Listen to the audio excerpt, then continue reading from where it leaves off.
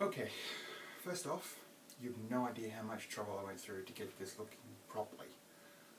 Yikes! Okay, so anyone who watches television, mainly Channel 7's Today Tonight, reads the paper, reads online advertising, or practically has the smartphone. A lot of people have been complaining lately about the data costs involved, and this is rather interesting to me because, first off, data is a real premium in this country. I'm really surprised it's, even landline services, it seems to be a real premium. No provider seems to be willing to notify customers when their data is about to expire. Today Tonight, for instance, this one woman had this weird thing where she left the tethering on her phone enabled and her computer was using it. What I don't understand is why didn't she notice a battery drain on her phone?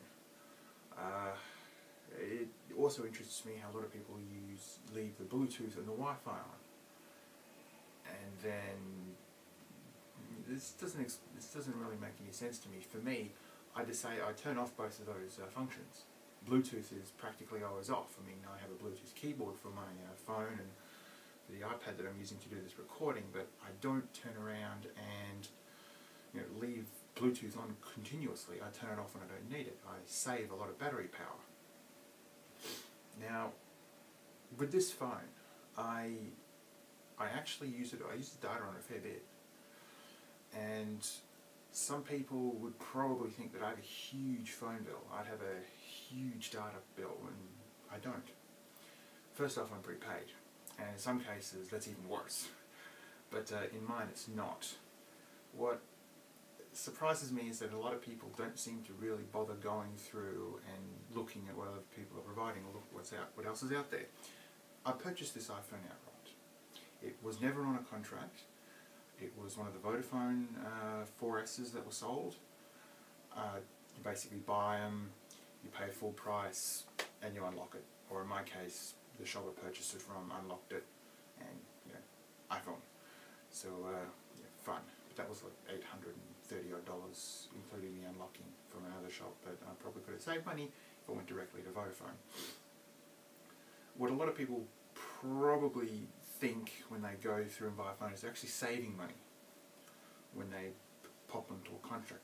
That's not exactly true. For instance, I believe it was the iPhone 4 when it came out, you were paying $1,500 for an iPhone that was worth $1,000.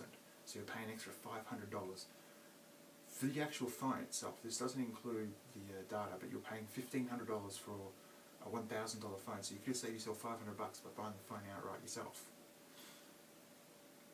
Why would you want to do that? Why would you want to waste that money? That I don't understand. You really need to look at how much you're spending on the actual phone itself.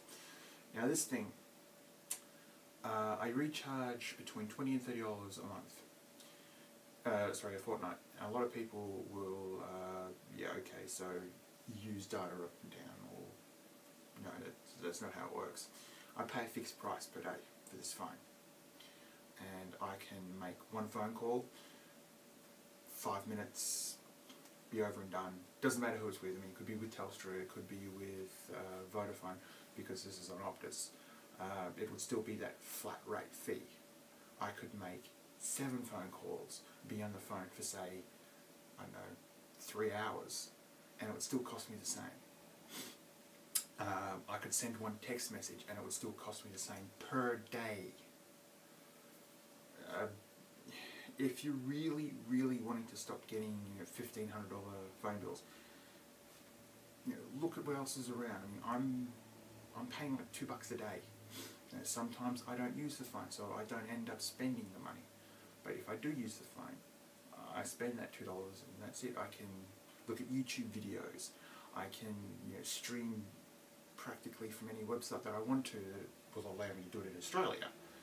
And I don't have to pay the huge fees a lot of people are complaining about. I like this so much that for a long period of time, I went out, where is it? I bought myself another tablet.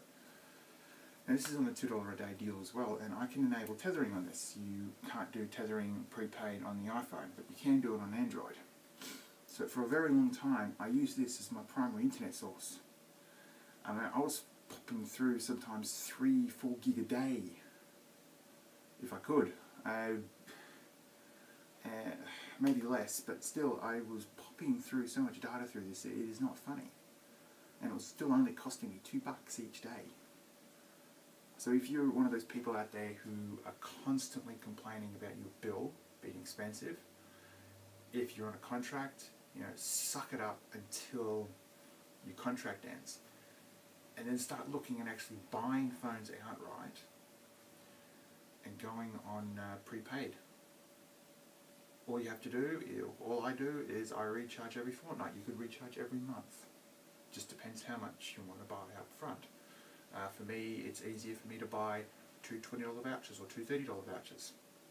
For some people, it may be better for them to turn around and buy a $100 voucher and last that for almost a year or half the time.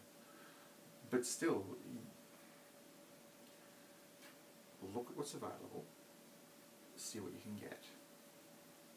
So I don't want to keep hearing about people bitching that they can't afford their phone bill. If you're idiotic enough to think that getting into a contract can solve all your problems, I mean, for some people it's fine. Some people don't go over the plan. But for people who use their phone excessively, you really need to look at what's available and don't throw yourself in the pit of thinking that a contract is the very best thing to do. I've been on prepaid my whole life and I've never had a problem with it. So yeah, this probably should have rehearsed this better, but videos.